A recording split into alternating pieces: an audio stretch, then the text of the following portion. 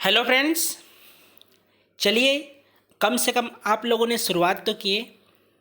Topic wise mains answer writing का आज पहला दिन था और हम उसका अभी मॉडल आंसर देखने जा रहे हैं। तो आप जो स्वयं से लिख रहे हैं आप यहाँ से चेक कर सकते हैं।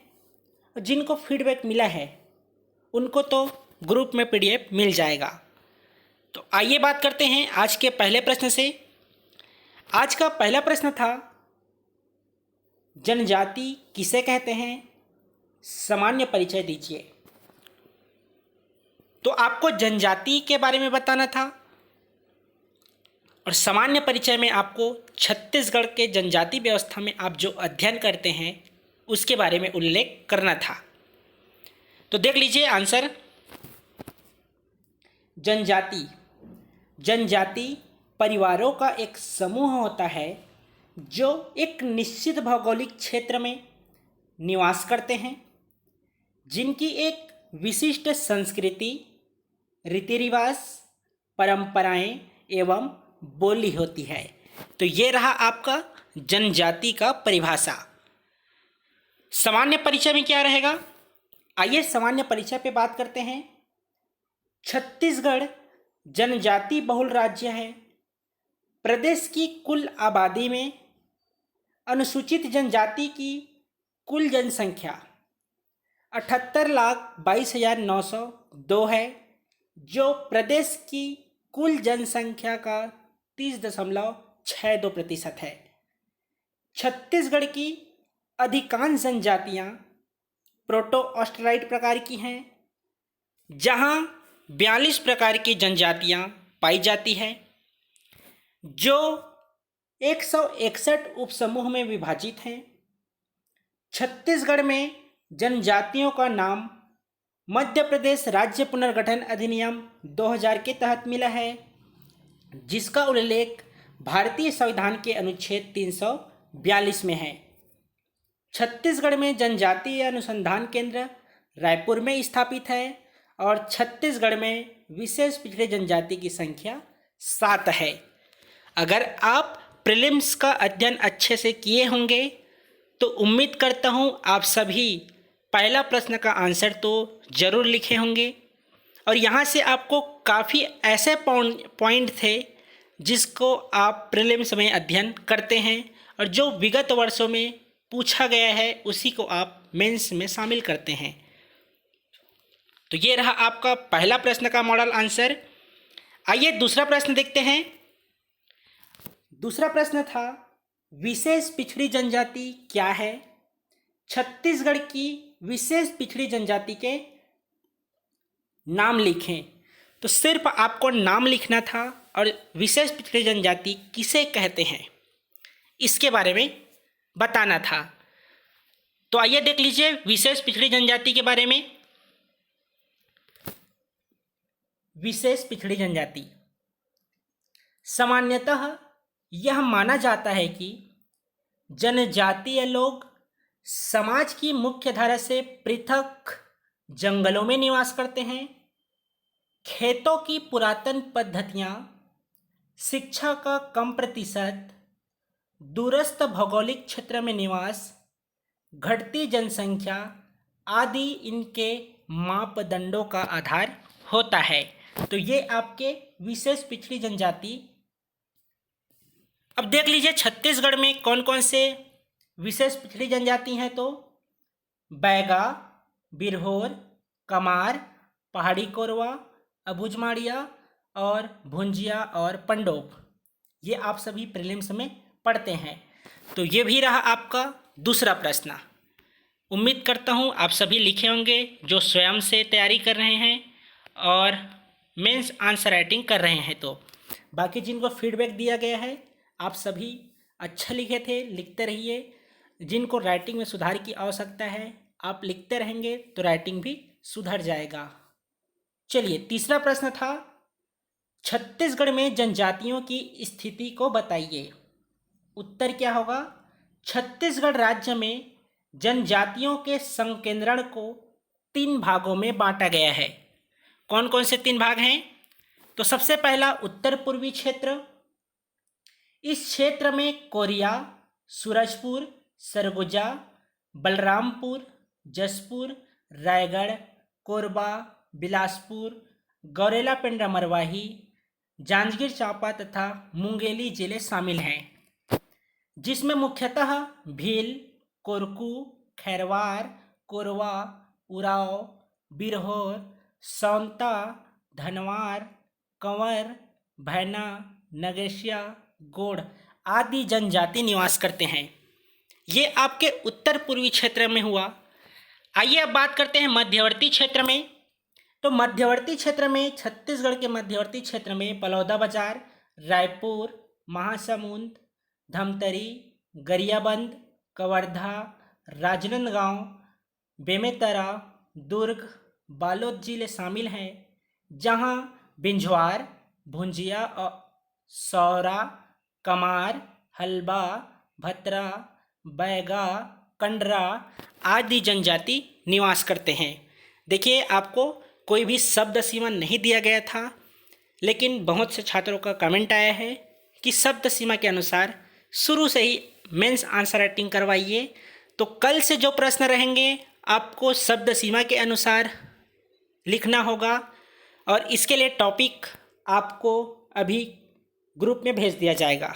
ठीक है, एक तो आपको टेलीग्राम ग्रुप में भेजा जाएगा जो टॉपिक है, दूसरा जिनका रजिस्ट्रेशन हुआ है और जिस व्हाट्सएप ग्रुप में आपको ऐड किया गया है वहाँ आपको टॉपिक बता दिया जाएगा। ठीक है, चलिए दक्षिण क्षेत्र में देख लीजिए इनका संकेंद्रण दक्षिणी क्षेत्र में। तो दक्षिणी क्षेत्र में बस्तर, कोंडागांव, दंतेवाड़ा, नारायणपुर, बीजापुर, सुकमा तथा कांकेर जिला शामिल हैं। इस क्षेत्र में मुख्यतः गोंड जनजाति और उसकी उपजातियां जैसे मुड़िया, माड़िया, अबोझमाड़िया, पारधी, धुरवा, परजा, डोरला आदि जनजातियां निवास करते हैं। तो ये रहा आपका तीसरा प्रश्न का मॉडल आंसर। चौथा प्रश्न देखिए, विवाह का संक्षिप्त वर्णन कीजिए। तो जो आप प्रीलिम्स में पढ़े थे कुछ छात्र उसका परिभाषा लिख दिए थे, तो आपसे विवाह के बारे में पूछा गया था। तो विवाह देखिए, विवाह स्त्री और पुरुष को पारिवारिक जीवन में प्रवेश कराने वाली एक संस्था है। समाज में स्त्री पुरुष को एक दूसरे के सहयोग, परिवार एवं समाज के स्थायी विकास हेतु विवाह आवश्यक होता है। कौन कौन से विवाह प्रचलित हैं?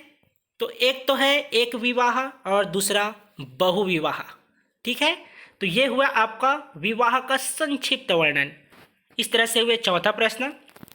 यहाँ से आपके दर्शन शास्त्र के प्रश्न प्रारंभ होते हैं। तो जो अभी तक दर्शन शास्त्र अध्ययन नहीं किए हैं तो आप नोट डाउन करते जाइएगा, या आप स्क्रीनशॉट भी ले सकते हैं। वैसे जिनका रजिस्ट्रेशन हुआ है उनको तो PDF प्रोवाइड किया जाएगा।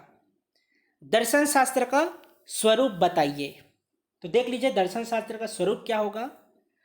दर्शन शास्त्र, इसके लिए अंग्रेजी में फिलॉसफी शब्द का प्रयोग किया जाता है। फिलॉसफी दो ग्रीक शब्दों फिलॉस तथा सोफिया से बना है। फिलॉस का अर्थ है प्रेम और सोफिया का अर्थ है ज्ञान। इस प्रकार क्या हुआ, फिलॉसफी का शाब्दिक अर्थ है ज्ञान से प्रेम। तो ये आपको दर्शन शास्त्र के बारे में बताना था कि आखिर उसका स्वरूप क्या होता है।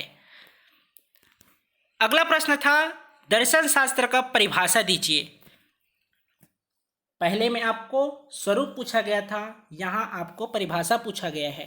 तो देख लीजिए इसका मॉडल आंसर क्या होगा। मनुष्य जब किसी विषय को तर्कपूर्ण ढंग से अन्वेषण करता है उसे दर्शन शास्त्र कहा जाता है। दर्शन शास्त्र का विषय क्षेत्र अत्यंत व्यापक है तथा इसकी विधियों के बारे में भी दार्शनिकों में भी अलग अलग मत है। यह हुआ आपका छठवां प्रश्न। चलिए सातवां प्रश्न देख लीजिए। सातवां प्रश्न था दर्शन के लक्षण को समझाइए। तो आइए बात करते हैं दर्शन के आखिर क्या क्या लक्षण हैं उसके बारे में। तो पहला लक्षण, दर्शन बौद्धिक चिंतन की प्रणाली है। दर्शन बौद्धिक चिंतन की प्रणाली है। ये हुआ आपका पहला लक्षण। कैसे बौद्धिक चिंतन की प्रणाली है? तो दार्शनिक व्याख्या में बुद्धि, प्रमाण ये तर्क पर आधारित होते हैं। इसमें विचार एवं चिंतन की प्रणालियों से प्रश्नों के उत्तर खोजे जाते हैं। इसलिए दर्शन क्या है? बौद्धिक चिंतन की प्रणाली है। दूसरा क्या लक्षण है? दर्शन निरपेक्ष प्रणाली है। तो कैसे है? दर्शन में बिना किसी पूर्वाग्रह या पक्षपात के निरपेक्ष ढंग से वास्तविक शक्ति को जानने का प्रयास किया जाता है। तीसरा है दर्शन विश्वासों का समीक्षात्मक मूल्यांकन करता है। समीक्षात्मक अर्थात जैसे गरीबी का आकलन किया जाता है। चौथा देखिए, दर्शन शास्त्र का संबंध मूलभूत प्रश्नों से होता है। इसके अलावा दर्शन में अवधारणाओं का स्पष्टीकरण होता है। तो कैसे स्पष्टीकरण होता है? दर्शन शास्त्र प्रचलित अवधारणाओं में पद और शब्द को स्पष्ट रूप से जानने का प्रयास करता है। ये हो गए आपके चौथा लक्षण। पांचवा देखिए, दर्शन शास्त्र मूल्य और मानव पर विचार करता है। छठवां है दर्शन शास्त्र विश्व में उसकी समग्रता को जानने का प्रयास करता है। सातवां है दर्शन शास्त्र सामान्य सिद्धांतों की खोज करता है। तो ये हुए आपके दर्शन शास्त्र के लक्षण के बारे में।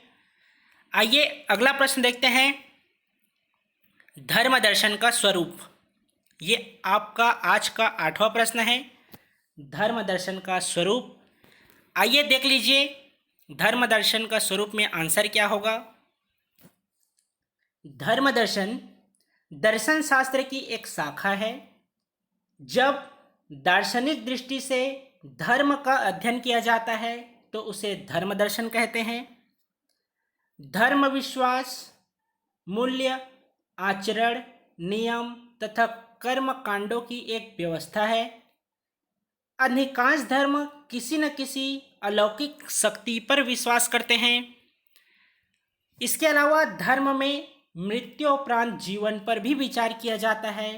विश्व में अनेक धर्म ऐसे प्रचलित हैं जिनमें मुख्य हैं ईसाई, हिंदू, इस्लाम, यहूदी, सिख, फारसी, जैन और ये हो गए आपके प्रमुख प्रचलित धर्म के बारे में।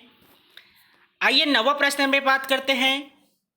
आज का 9वां प्रश्न था धर्म दर्शन की मुख्य विशेषता को समझाइए। तो क्या क्या प्रमुख विशेषताएं हैं? पहला, धर्म दर्शन की विषय वस्तु धर्म है। दूसरा, धर्म दर्शन का विषय क्षेत्र अत्यंत व्यापक है। तीसरा, धर्म दर्शन धार्मिक भाषा का विश्लेषण करता है। चौथा, धार्मिक विश्वासों का समीक्षात्मक मूल्यांकन करता है। पांचवा, धार्मिक अवधारणा का स्पष्टीकरण करता है। छठवां, धार्मिक दर्शन मूलभूत प्रश्नों पर विचार करता है। सातवां है धर्म दर्शन सामान्य सिद्धांतों की खोज करता है।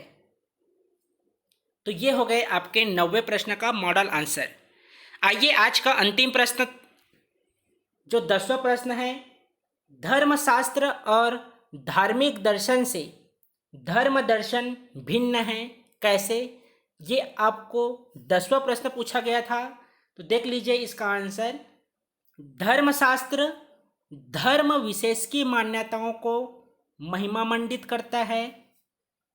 धार्मिक दर्शन विशेष की अवधारणाओं में दार्शनिक रूप से पुष्टि करता है, जबकि धर्म दर्शन निरपेक्ष भाव से अध्ययन करता है। ठीक है, तो ये रहे आपके पहले दिन का मॉडल आंसर। आपको 10 प्रश्न दिए गए थे। कल भी आपको 10 प्रश्न दिया जाएगा, जिसमें आप अध्ययन कर लीजिएगा। सबसे पहला, विशेष पिछड़ी जनजाति एवं छत्तीसगढ़ में जितने भी जनजाति हैं जो आप प्रीलिम्स में पढ़े हैं, उन सभी जनजातियों के बारे में आप अध्ययन कर लीजिएगा। इसके अलावा आप विवाह के बारे में भी पढ़ लीजिएगा। विवाह के साथ ही साथ आप दर्शन शास्त्र में धार्मिक सहिष्णुता को पढ़ लीजिएगा। ठीक है, तो इस तरह से हुए कल के आपके टॉपिक के बारे में भी बता दिया गया कि आप पूरे जनजाति के बारे में पढ़ लीजिएगा छत्तीसगढ़ का, और दर्शन शास्त्र का जो टॉपिक है आपका धार्मिक सहिष्णुता है। तो इस तरह से लगातार लिखते रहिएगा, लगातार लिखते रहेंगे तभी आपके राइटिंग में सुधार होगा। और प्रॉपर रूप से शुरू से ही आप लोग नोट्स बनाते चलिएगा। यही आपका जब आप मेंस का एग्ज़ाम देंगे उसके पहले यही काम आएगा। तो वीडियो को लाइक कीजिए, कमेंट कीजिए, और जो भी इस चैनल में नए होंगे चैनल को सब्सक्राइब कर लीजिए, बेल आइकन को भी क्लिक कर लीजिए ताकि समय पर आपको पूरी जानकारी मिल जाए। जिन्होंने अभी तक टेलीग्राम चैनल ज्वाइन नहीं किया है, डिस्क्रिप्शन में नंबर दिया गया है, लिंक डाल दिया गया है, आप वहां से ज्वाइन कर लीजिएगा। वहां आपको प्रतिदिन जो ग्रुप में ज्वाइन नहीं कर पाए हैं, रजिस्ट्रेशन जिनका नहीं हुआ है, शाम को आपको 4 बजे के बाद प्रश्न का PDF मिल जाएगा। लेकिन मॉडल आंसर का PDF आपको केवल उन्हीं छात्रों को मिल पाएगा जिन्होंने रजिस्ट्रेशन करवाए हैं, मेंस आंसर राइटिंग लिख रहे हैं। जो रजिस्ट्रेशन नहीं करवा पाए हैं तो आप स्क्रीनशॉट ले लीजिएगा। तो चलिए फिर मिलते हैं कल सुबह नए टॉपिक के साथ। आप सभी तैयार रहिएगा। धन्यवाद।